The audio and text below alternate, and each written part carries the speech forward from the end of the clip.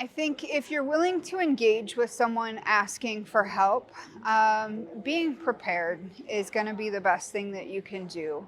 So put a little bit of effort into researching local services and supports. Um, know what programs are nearby or how to connect someone to the things that they might need to help them resolve either their homelessness in general or their basic day to day needs. At St. Vincent de Paul, we have cards called Need a Hand cards that list resources and supports that are available. And that's always a good option to hand someone something that gives them a path to services and supports, but doesn't necessarily put money in their pocket that you're not comfortable with the way that they might potentially spend it. Usually, people aren't just going to ask for money, they are going to have a little bit of willingness to discuss their situation. And sometimes, even more than cash, people need to be seen and understood. So sometimes I don't necessarily give money. If it's something specifically that they're asking for, I will go in there and get it.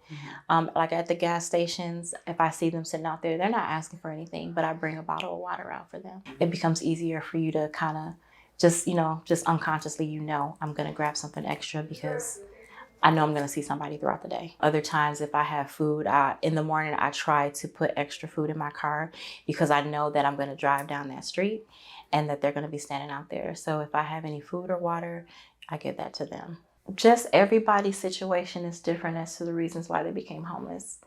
So don't pass judgment when you see them. If you are able to help, help. If you are not, it's just a matter of writing down St. Vincent de Paul phone number and directing them to us, because we can help.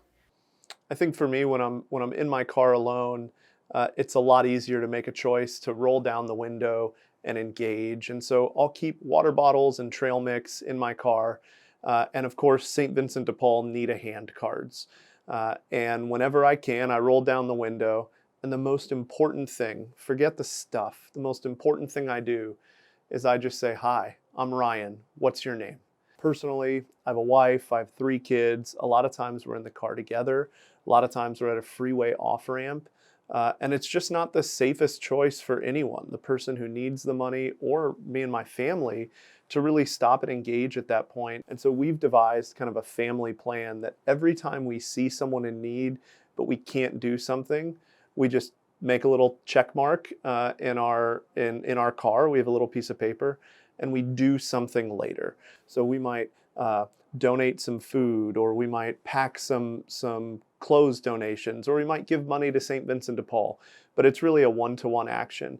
When we see someone and we can't help, we do it later.